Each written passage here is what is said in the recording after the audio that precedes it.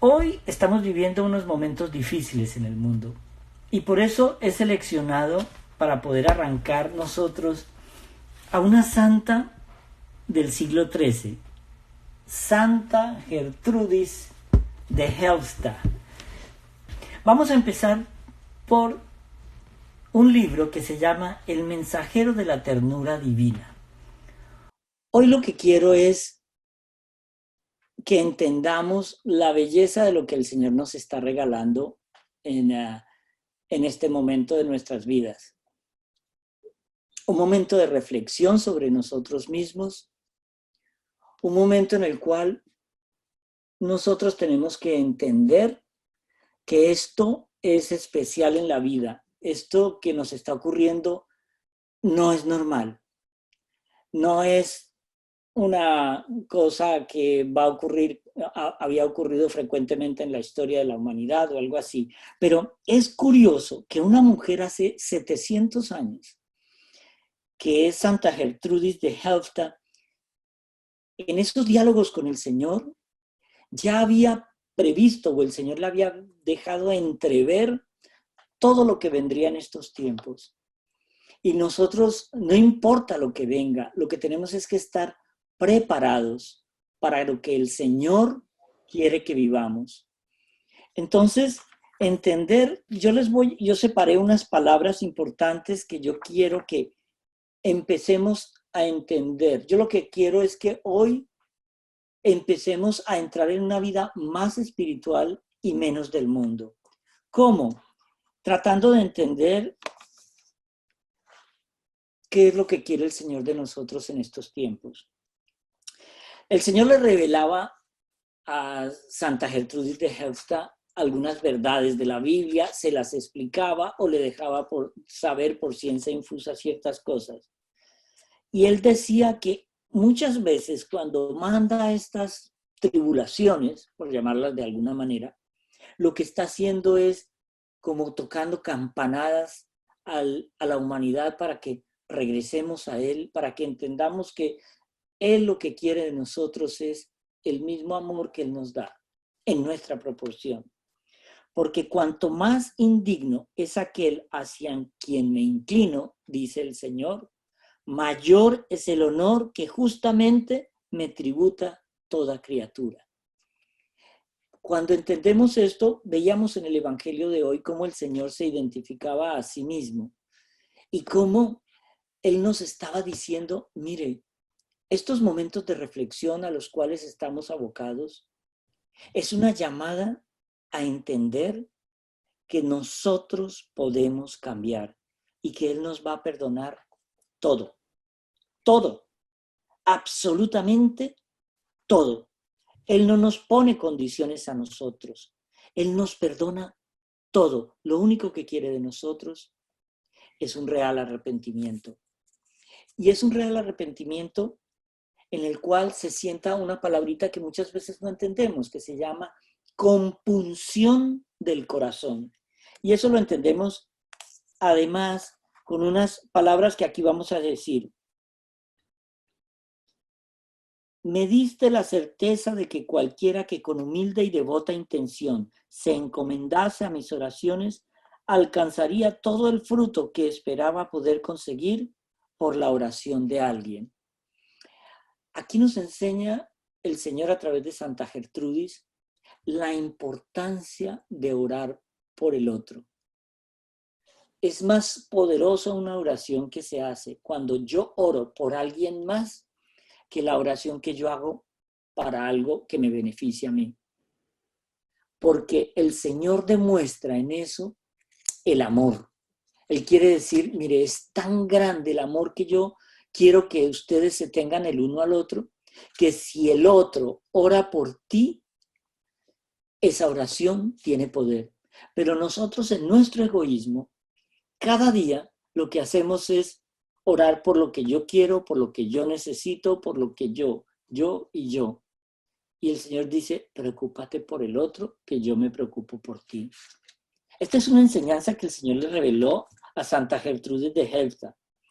Una manera en la cual el Señor nos enseñaba el poder de esta oración decía, Dios benigno me añadió un don del todo necesario al garantizarme que quien con ferviente caridad rezase por mí, la criatura más vil de todas las criaturas de Dios, o se ejercitase en obras buenas y ofreciera oraciones para enmienda de los pecados e inadvertidamente de mi juventud, de mi malicia y de mi perversidad, será recompensado con el premio de no salir de este mundo antes de que se le conceda la gracia de una vida tan grata que puedas encontrar en su alma especial fruición de tu intimidad. En otras palabras, cuando nosotros entregamos ese arrepentimiento al Señor y oramos por el otro y estamos en esa profunda entrega, lo que el Señor nos está enseñando es,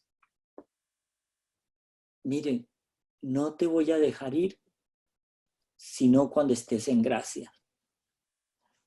Pero si el Señor no lo buscamos, si al Señor no lo buscamos, el peligro es irnos sin la gracia. Nosotros en vida siempre tenemos y debemos que acudir a la infinita y divina misericordia. Después de la muerte ya solo viene su infinita y divina justicia. Él vino aquí no a juzgarnos, Él vino aquí a salvarnos. Y es una elección nuestra el pensar que si yo apelo al Señor, Él me va a salvar. El problema es cuando el Señor pasa frente a mí y no lo quiero aceptar. No quiero darme cuenta de la importancia que Él tiene en mi vida. Por eso aparecen estas lecturas de Santa Gertrudis que son muy educativas. Yo los invito cuando puedan a que lean el libro del mensajero de la divina, de la ternura divina de Santa Gertrudis, en el cual el Señor nos enseña cosas muy sabias como, mire esto por ejemplo, el Señor, cuando yo era niño, se dijo, el Señor dice acerca de sí mismo, cuando yo era niño se dijo de mí, progresaba en edad y sabiduría ante Dios y ante los hombres. De igual modo, esa persona irá progresando de hora en hora y cambiará sus defectos en virtudes. Yo le perdonaré todo lo que procede de la debilidad humana, para que después de esta vida reciba también todo lo que preparé para el hombre que me propuse exaltarlo por encima de los ángeles. Somos la criatura favorita de toda la creación. Eso es lo que quiere el Señor. Que al nosotros elegirlo a Él y nosotros llegar ya después de la muerte a su reino, Él va a exaltar a la criatura, al hombre y a la mujer, por encima de los ángeles. ¿Entendemos eso de alguna manera? Es como muchas veces decirle a Dios, es que esto es, ¿cómo alcanzo esto en la época de la Cuaresma? ¿Cómo alcanzo esa purificación en época de Cuaresma? Estamos en la época perfecta para meditar en la pasión del Señor. Yo les quiero leer lo que le reveló el Señor a Santa Gertrudis cuando hablaba de la pasión. Cuando en otra ocasión ocupaba su espíritu en la contemplación de la pasión del Señor, Gertrudis comprendió que cuando una persona rumia las oraciones o lecturas de la pasión, adquiere un mérito en virtud infinitamente mayor que con los demás ejercicios piadosos. Como es imposible que uno que trabaja con harina no se manche de polvo, así tampoco es posible meditar la pasión del Señor, aunque sea con poca devoción, sin recibir de ella algún provecho. Más aún, aunque una persona se limite a leer solo algo sobre la pasión, con ello dispone ya su alma a recibir alguna gracia. ¿Cuál es? No sabemos. Eso es problema de Dios. Cuanto más intensa es la atención de quien recuerda con frecuencia la pasión de Cristo, obtendrá más fruto de quien la medita despreocupadamente. ¿Cómo entender esta belleza en la Cuaresma cuando el Señor nos invita a entender y orar su pasión, el Vía Crucis? Esta es la época donde debemos orar el Vía Crucis todos los días, cada vez que podamos, Vía Crucis, porque eso da al Señor, es como decirle al Señor, entiendo tu sacrificio, me duele tu dolor, me duele la sangre que nosotros con nuestros pecados hicimos que derramaras, me duele cada latigazo que te dieron. Y el Señor, cuando nosotros nos compadecemos de su dolor como Dios hombre, Él nos recompensa como el Hijo de Dios. Díganme si esto no es una belleza. Ahora el Señor nos pide que tengamos como una especie de una amorosa confianza en la voluntad divina. Y Él nos da varias, cuantas más veces, mira esto, la voluntad humana, cómo puede alcanzar esos méritos. Y ahora en esta época en la cual no podemos tomar la comunión física, hoy les voy a hablar también de lo que significa la comunión espiritual, que ya a Santa Gertrudis se la revelaba el Señor. Cuantas más veces comulgue el hombre, tanto más se multiplicará y aumentará el cúmulo de su bienaventuranza en el cielo. Y la gente, cuando puede tomar la comunión, le da pereza ir a misa. No toma la comunión. Y curiosamente ahora que no pueden tomarla, ahora sí quieren. Pero no hay misas, no hay comunión. Se veía lejos cuando decían, habrá un momento en que será difícil encontrar donde digan una misa, donde celebren una santa misa. Se veía lejos cuando decían, será difícil conseguir tomar una comunión. Ok, ya llegó. El tiempo está aquí. Pensemos qué va a pasar después de que este coronavirus pase. ¿Seguiremos igual?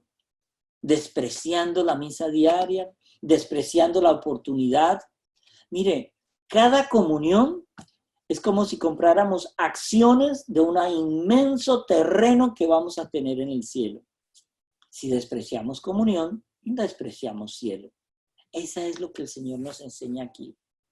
Entonces, el Señor dice, todo el que voluntariamente ofrece sufrir algo por mí, puede gloriarse de verdad y decirme que languidece por mi amor mientras sufre con paciencia y dirige hacia mí su intención. Este es el momento de ofrecerle al Señor ayunos, de ofrecerle al Señor sacrificios. Él dice que hay un tiempo para todo. Tiempo para llorar, tiempo para reír, tiempo para orar, tiempo para danzar. Este es un tiempo de orar y ofrecerle al Señor ese sacrificio. Ofrecerle al Señor todo lo que podamos por Él, por su sacrificio, por lo que Él hizo por nosotros y continúa haciendo. Ese anuncio, dice el Señor, alegra mi divinidad, honra mi humanidad, deleita mis ojos y es melodía para mis oídos. Eso le dice el Señor a Santa Gertrudis. Añade el Señor, el que me comunique ese mensaje será copiosamente recompensado. Más aún, el anuncio de mi amor me conmueve con tal violencia que me fuerza a sanar los de corazón quebrantado, que desean la gracia y anhelan predicar a los cautivos, anunciar la misericordia a los pecadores, librar a los prisioneros y redimir a las almas del purgatorio. Y aquí entramos en un terreno bien interesante. Cuando nosotros explicábamos esta semana que acabó de terminar, lo que significaba la bendición Urbi et Orbi y lo que significaba una indulgencia plenaria. Una indulgencia plenaria se puede conseguir rellenando ciertos parámetros, se consigue para uno mismo o para alguien que ya murió, pero no se puede conseguir orar yo para darle indulgencia a alguien que está vivo. Y la indulgencia plenaria es ahorrarnos meses y años de purgatorio. Eso es lo que es una indulgencia plenaria, esa es la belleza. Para entender más el mensaje del Señor nos dice los frutos que producen los dones de Dios. Estábamos hablando de las almas del purgatorio. El Señor dice, cuando se me ofrece algo por caridad en beneficio de las almas de los fieles difuntos, yo, por mi congénita piedad, que me mueve siempre a compadecerme y perdonar, consciente de que ya no pueden ayudarse esas almas a sí mismas, compadecido de su indigencia, les concedo al instante lo que se hace por ellas para absolución y alivio, e incluso para que alcancen la cumbre de la eterna bienaventuranza, según el estado o mérito de cada una de esas almas. Cuando se me hacen las mismas ofrendas por los vivos, se las reservo para que obtengan la salvación. Pero como aún pueden acrecentar su salvación con buenas obras, con el deseo y la buena voluntad, es conveniente que lo que desean obtener por méritos de otros, procuren merecerlo con su propio trabajo. Eso es cuando nosotros tenemos un hijo calavera, un marido alcohólico, una mujer irresponsable. El Señor nos dice, ore por esa persona. Ore por esa persona. No sabemos en qué momento el Señor va a tocar ese corazón y nos va a enseñar a vivir de una manera diferente. Hay unas maneras, como el Señor le revela a Santa Gertrudis, cómo doblegar la voluntad humana. Porque muchas veces no nos damos cuenta de lo difícil que significa para nosotros dejar ese pecado que cometemos y cometemos y cometemos. Y aquí me acuerdo es una historia de un sacerdote un sacerdote chileno que odiaba a los argentinos. Y entonces en todas las homilías él siempre decía, y es que, por ejemplo, cuando estos fariseos vinieron a culpar al Señor y le dijeron que por qué curaba en el sábado, iba contra la ley, claro, no podían hacer nada más, eran argentinos. Cuando le clavaron las manos al Señor y el Señor los perdonaba y estos hombres eran inhumanos y no entendían que eran argentinos. Entonces un día el obispo lo llama y le dice, mire, usted no puede seguir hablando mal de los argentinos, porque es que usted todas sus homilías es contra los argentinos. Cambie su homilía porque si no voy a tener que sancionarlo. Y el padre dice, ok, la cambiaré. Y llegó la historia del evangelio en el cual estábamos hablando de Jesús ya resucitado, y Jesús ya en la semana de la pasión, en la última cena, le dice a los apóstoles, porque uno de ustedes me va a traicionar. Y aparece Judas y dice, seré yo, maestro. Si ve, no podía dejar el pecado de odiar a los argentinos. ¿Cuántas veces nosotros le cogemos idea a alguien y le damos, y le damos, y le damos, y vengo a la confesión y le digo, padre, es que no puedo perdonar a mi suegra, es que es una bruja? Oré por ella. Sí, yo oro por ella, pero es que me saca de quicio. Oré por ella. Vuelven a la siguiente confesión. Padre, intenté, pero no pude, es que es una bruja. ¿Sabe qué? No estamos haciendo nada. Si no cambiamos y oramos de corazón por esa persona, no estamos haciendo nada. porque tenemos que perdonar para ser perdonados. Pero ¿cómo doblegar esa voluntad humana? Déjenme leerles algo que me pareció muy lindo. El Señor le dice a Santa Gertrudis: con mi omnipotencia estoy por encima de todas las cosas. Con mi inescrutable sabiduría lo discierno todo y no realizo nada que no sea conveniente.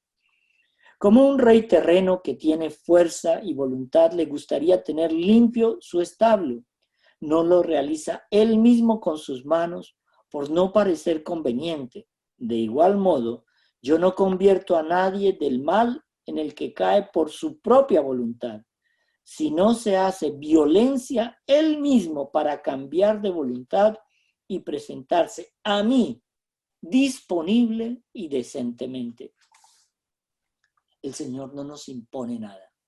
Él nos dio el libre albedrío. Él nos dio la posibilidad de cambiar, de convertirnos.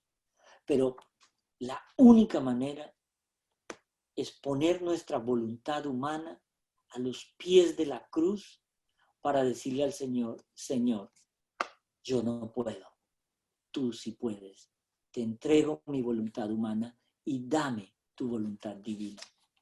Y eso es lo que a partir de la próxima semana vamos a estar nosotros discutiendo. Vamos a entrar a hablar sobre los libros de la Divina Voluntad, los libros de Luisa Picarreta, y vamos a tratar de hacer como una especie de presentación primero de quién era Luisa, cuál fue la misión de Luisa, qué es la Divina Voluntad, y tratar de ir volumen por volumen para aclarar las dudas. Yo los invito a que consigan los libros de la Divina Voluntad. Yo creo que la mayoría de los del grupo ya lo tienen.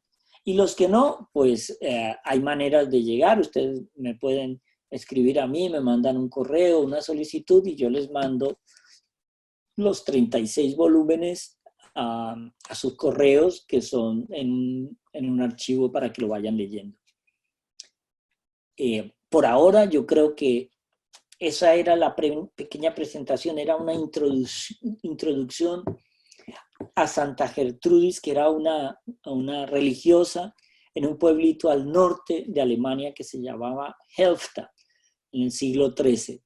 Y el Señor le dicen Santa Gertrudis la Magna, y está en proceso de convertirse en doctora de la Iglesia por las enseñanzas que tuvo, pero es conocida como la patrona de todos los místicos. O sea, ella fue conocida por San Juan de la Cruz, por Santa Teresa de Ávila o de Jesús, por Santa Teresita del Niño Jesús, por los grandes místicos, por el mismísimo Padre San Pío de Pietrelcina.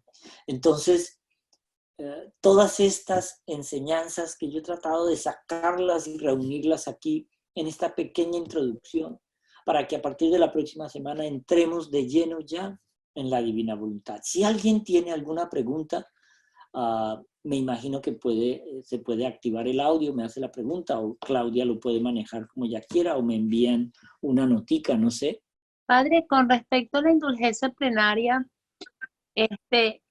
¿cuál sería la ideal en esta época de Cuaresma? Para uno, o sea, pedir lo que usted explicó para durar menos en el purgatorio y todo eso, aparte del rosario, obviamente comulgar por ahora no puede. ¿Qué otra cosa pudiéramos hacer? Mira, me salté algo. Buena esa pregunta. Déjame un segundito, no me presiones y yo llego a ti. Es que les quería hablar de una cosa muy linda que se llama la comunión espiritual. Espérate un segundo ya te lo muestro. Aquí está. Mira esto para la indulgencia. Primero vamos a aclarar lo de la comunión espiritual y luego lo de la indulgencia. Primero dice: ¿se tiene por más rico el que está adornado con perlas y joyas preciosas o el que guarda escondida gran cantidad de oro fino? En estas palabras daba a entender el Señor que aunque el que comulga sacramentalmente recibe sin duda abundantes frutos de salvación, tanto en el cuerpo como en el alma, según la fe de la Iglesia, sin embargo, El que, por obediencia y debido al discernimiento, se abstiene por pura alabanza de Dios de recibir sacramentalmente el cuerpo de Cristo, e inflamado en deseo y amor de Dios, comulga espiritualmente, merece recibir una bendición de la divina benignidad, como si la hubiera recibido la comunión en esos momentos, y alcanza más gracias ante Dios, aunque esto queda oculto al entendimiento humano. En otras palabras, yo estoy confesado y estoy en gracia, pero no hay misas, no hay eucaristías, no puedo comulgar. Pero recibo, cuando escucho la Santa Misa en internet, o la del Papa, o la que estamos transmitiendo por las hijas del cura todos los días a las 6 de la tarde, en el momento de la comunión, yo recibo la comunión espiritual. Y el Señor, acordémonos que el Señor no es un Señor cruel, que Él sabe si Él obviamente sabe que por circunstancias que se salen del control tuyo, no puedes comulgar, Él te aplica esos beneficios igual. Y mira esto bien curioso. Una persona que se ha divorciado y que no vive sacramentalmente, cuando no puede comulgar físicamente, pero se puede acercar al sacerdote y recibir esa comunión espiritual mediante la bendición del sacerdote. El Señor entiende ahí que estoy impedido a recibir el cuerpo, pero mi alma y mi corazón se llenan de dolor por no poder recibir esa comunión. Y esos beneficios tarde o temprano les serán aplicados. Esa es la belleza del Señor, es la ternura del amor eterno, el amor perfecto.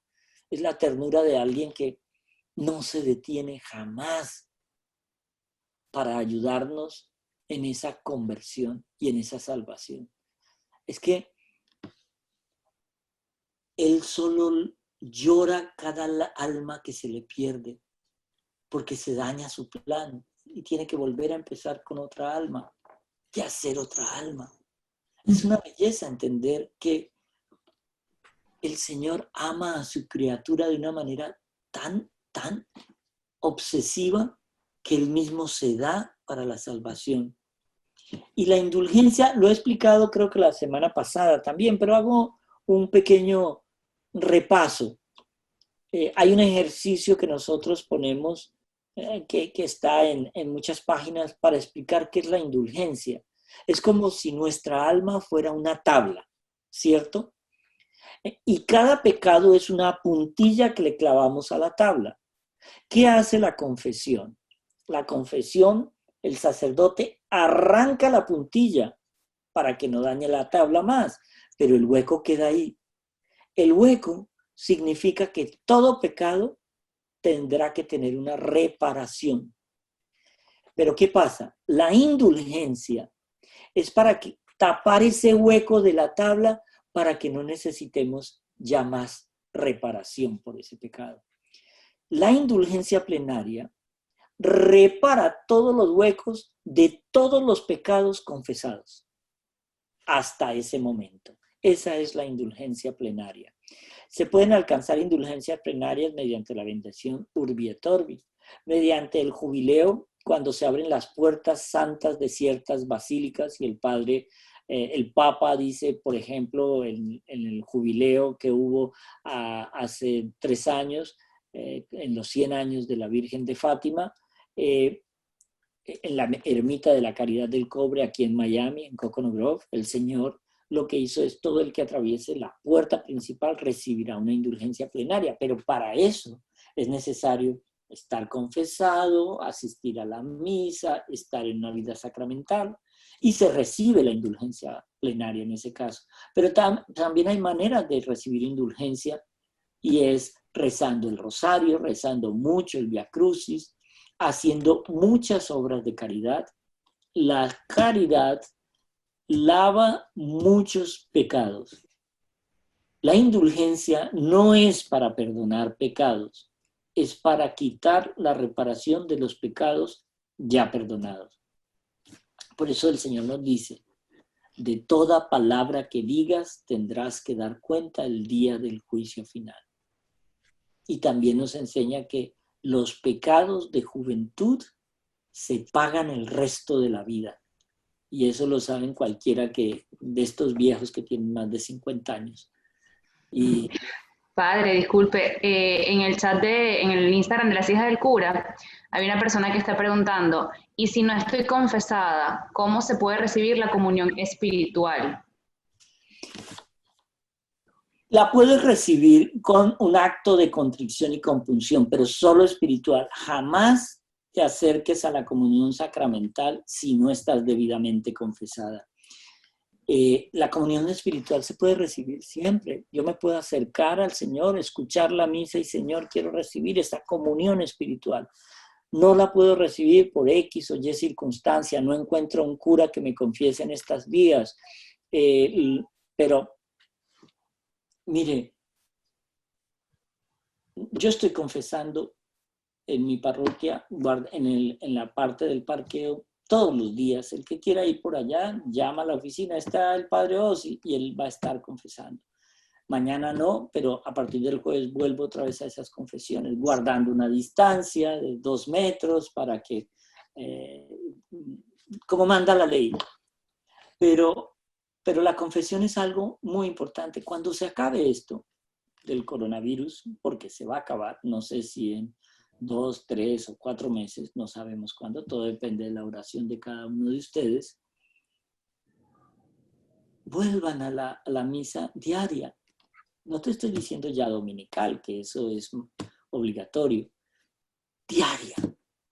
Agranden ese cielo en la comunión diaria.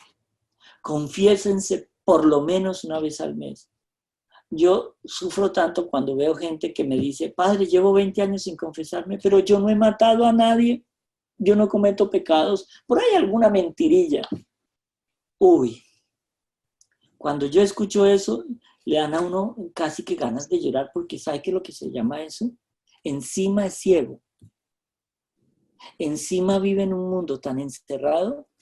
Si el Padre Pío, que era un santo, nos enseñó algo bien lindo que decía, casi todo lo que hacemos es pecado. Qué fuerte, ¿no? Pero sobre todo, la gente cree que nos condenan sobre todo los pecados sexuales. ¿Sabe qué? Lo que más nos condena es lo que no hacemos. El bien que dejamos de hacer. El hermano que dejamos de ayudar. La caridad que dejamos de ofrecer pudiendo hacerla. Y no me refiero en la caridad a dinero, me refiero a tiempo. Dedicarle tiempo a esa abuelita cansona que llama, está sola en su casa y no tiene quien la visite y te llama. Y, ay, ahorita no, abuelita. A ese amigo que está enfermo y que, ay, no, de pronto nos pasa esa gripa, que vamos a ir a visitarlo. A ese amigo que cayó en desgracia y está en la cárcel, uy, no, ¿qué dirán de mí? Si él cayó en la cárcel, si lo voy a visitar, van a creer que soy igual a él. Pero el Señor en esas visitas de caridad nos enseña a ser misericordiosos con nuestro hermano para que Él sea misericordioso conmigo cuando llegue mi turno. Padre, una pregunta. Sí. ¿Usted recomienda, como dice lo de la indulgencia plenaria, que uno se lo puede dar a un ser muerto ahorita que está pasando todo esto, tanta gente que se está muriendo sin gracia y eso?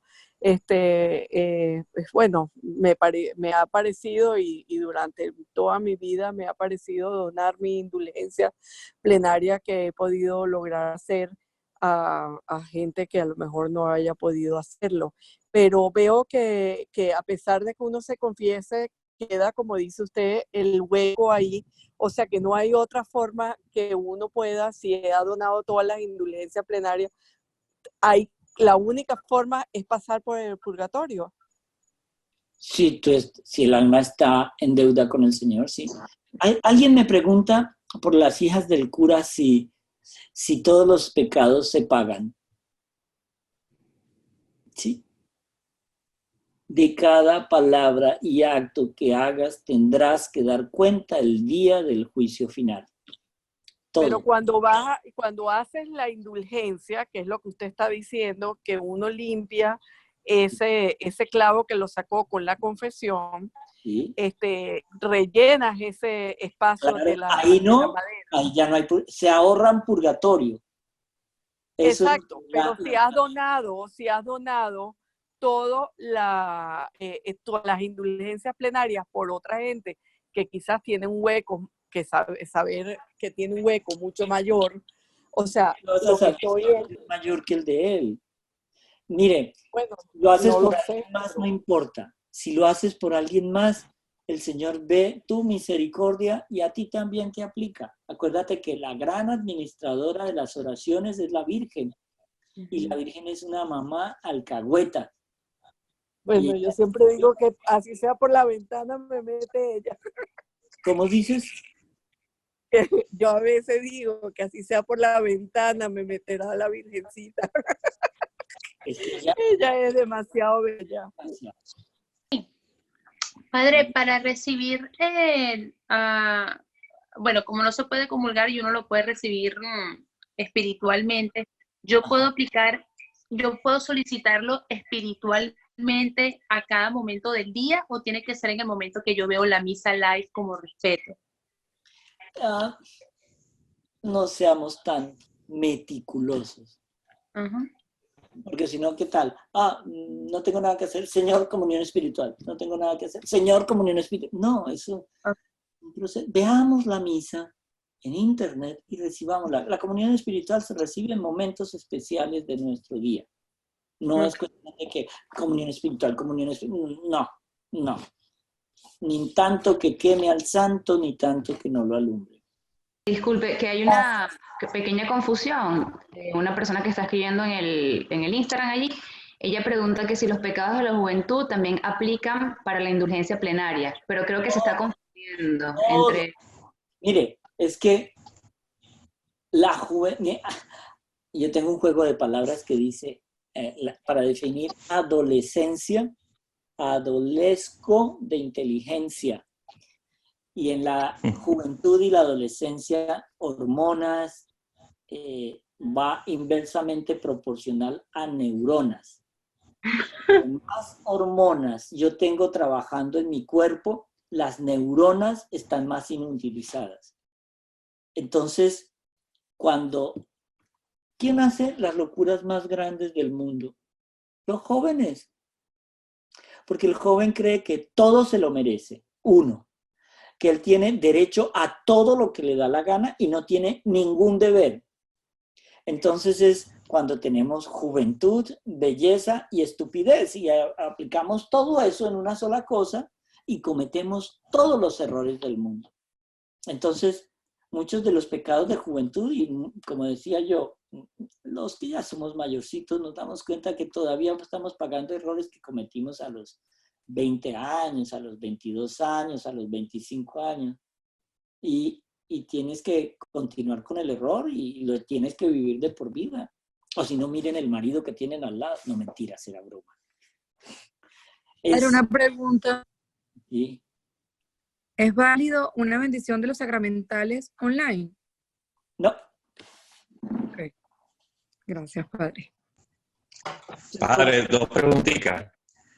Primero, en función a la pregunta que hicieron, cuando se ofrece la indulgencia plenaria, todavía me queda a mí la opción de hacer sacrificio, ofrecimiento y reparación para ir reparando esa tablita. Y la otra es, entiendo yo que cuando usted habla de la voluntad, de entregar la voluntad a Dios, por todo lo que yo veo, el entregar la voluntad totalmente a Dios es como el culmen en la vida de todo cristiano católico.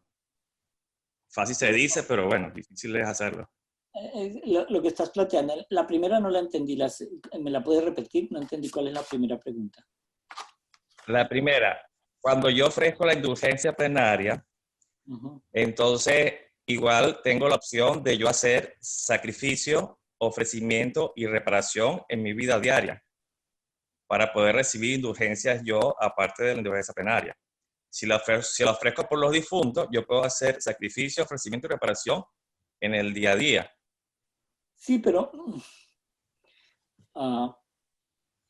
es más sencillo que eso, lo estás complicando. Ora por el alma y ya está. ¿Qué pasa con eso? No te importa, eso son matemáticas de Dios. Tú ora. Se murió tu abuelito, oro por mi abuelito, ya. Si van a aplicar esto para aquí y esto para allá y yo haré esto, entonces si yo hago, ora y ya está.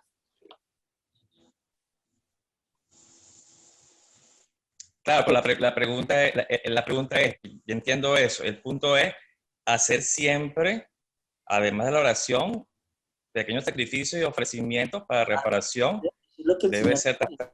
Claro, el sacrificio no lo vea tanto como, oh, sacrificio, es un ayuno de cualquier cosa. Si a ti te encantan los chocolates, entonces tú le dices, Señor, durante todo el mes de abril no voy a comer chocolate. Eso es algo que te prive del placer que le da al cuerpo. Entonces, de nada sirve que yo me ponga en un ayuno de pan y agua y no coma y sufra y estoy teniendo relaciones sexuales con una persona prohibida. ¿Sí me explico? De nada sirve. No estás haciendo nada. Haz ayuno de la persona prohibida y come todo lo que quieras. Pero el ayuno que te duele es el pecado. Entonces, ese es el ayuno que el Señor quiere.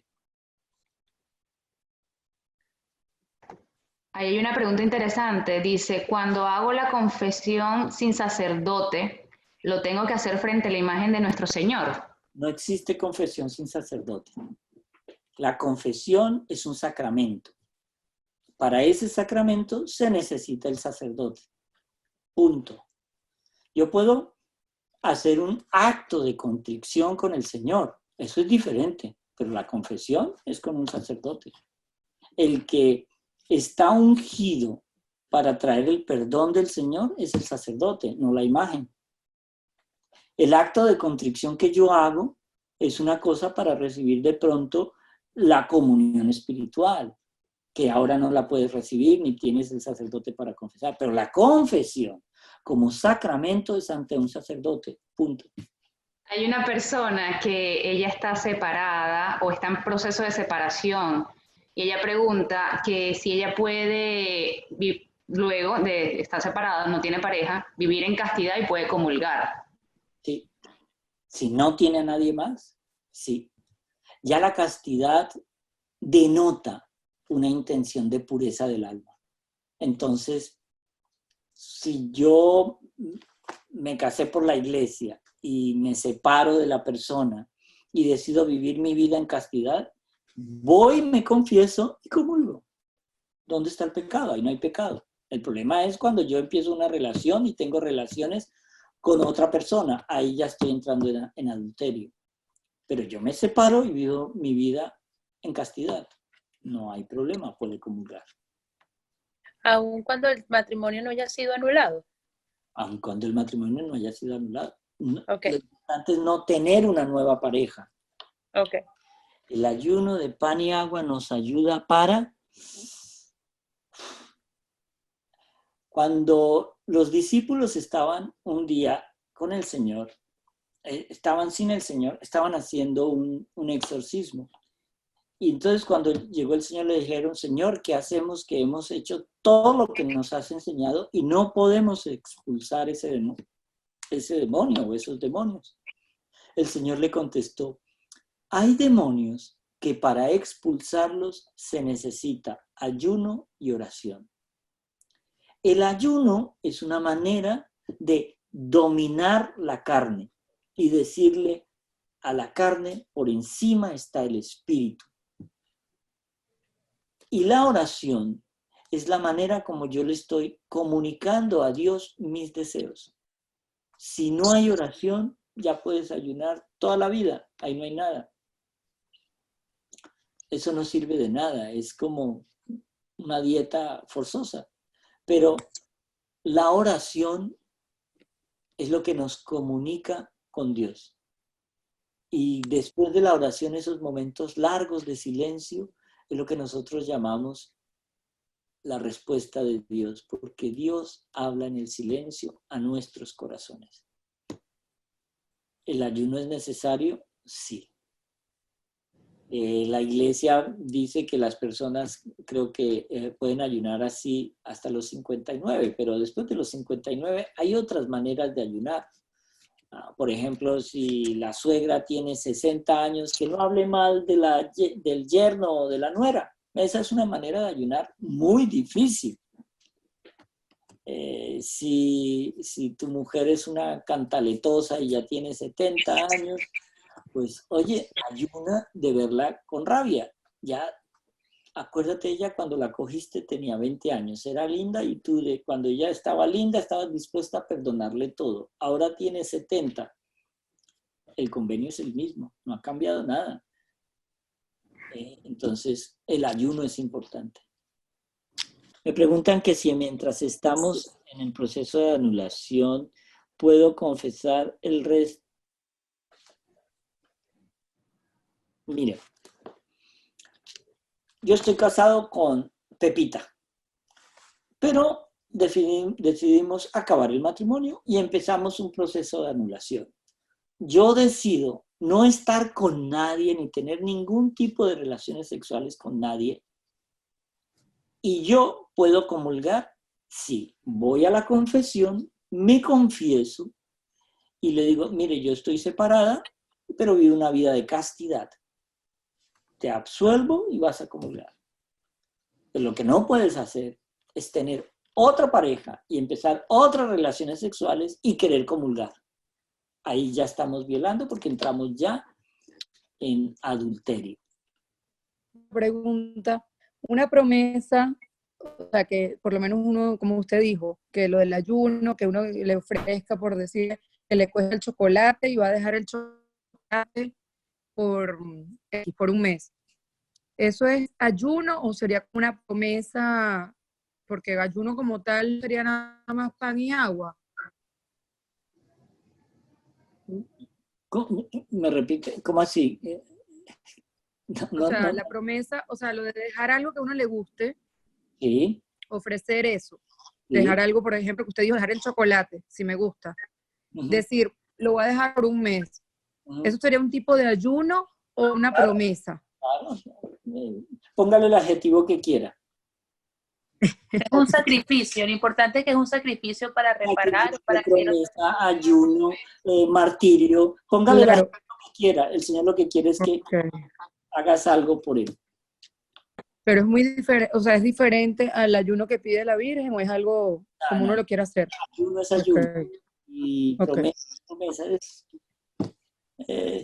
sin tejer chiquito, no tejan chiquito. ¿Quieres prometerle el chocolate como ayuno? Listo, ya está, lo haces. Sirve para ganarme 2 meses o 3 meses en el purgatorio, eso no importa. No tejas chiquito, ese es nuestro problema.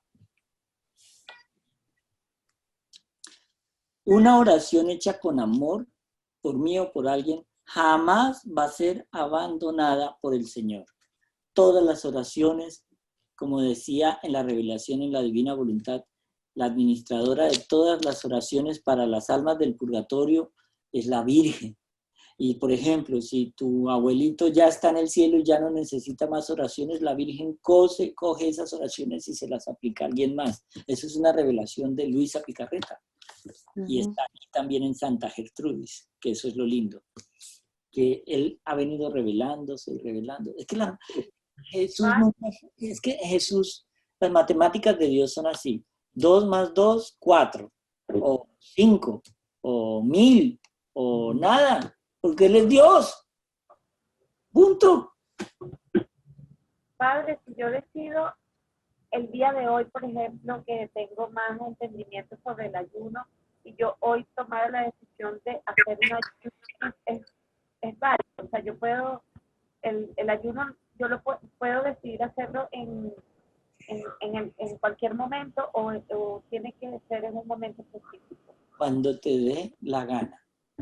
Lo único es recomendable, no lo hagas en Pascua, porque el Señor, hay un tiempo para llorar, un tiempo para reír, un tiempo para orar. Este es el momento de orarle al Señor, ofrecer sacrificio, ofrecer ayuno. Ya cuando llegue el domingo de resurrección, vas a ver que la iglesia se llena de música, se llena de flores, se llena de luz, porque el Señor ha resucitado. ya volvemos a cantar el aleluya. Entonces, este es el tiempo. Ahora, después de la Pascua, aplícalo cuando te dé la gana. No lo hagas en Navidad. Lo puedes hacer. Nadie te va a poner una pistola. No, no lo hagas, eso está prohibido. Te volverás atea. No. Padre, ¿puede mostrar la carátula del libro de Santa Gertrudis? ¿Dónde lo podemos conseguir? En internet, en Amazon. En Amazon. Pero esta versión son 5 volúmenes. Y pueden encontrar uno que se llama El Mensajero de la Ternura Divina, que es uno solo. Pero para los apasionados, pues este es el mejor. El Mensajero de la Ternura Divina. Y para los de las hijas del cura, estamos a 1 minuto y medio de despedirnos. Muchas gracias por haber estado con nosotros, todos los que compartieron esta charlita. Si cometí alguna imprudencia, perdónenme, no me crucifiquen todavía. Yo lo hago de la mejor manera. Muchas veces soy un poco impertinente y casi siempre soy imprudente, pero acuérdense que están hablando con un mortal lleno de defectos. Pero si les sirve de algo y me escriben a mi correo, lo más posible es que yo termine respondiéndoles a los 2 o 3 meses, pero les respondo. ¿Puedes decir confiesa a partir de qué hora? Yo confieso 7 días a la semana, 24 horas al día. Solo llámeme y ya está. Ok, y lo otro es cuando vamos a seguir con el catecismo. Claro, vamos a intercalarlo. Vamos a ver. No se preocupe cómo viene. Todo vendrá en su debido tiempo. Ok, chévere. ¿Vale? Vale. Adelante. Que el Señor los bendiga.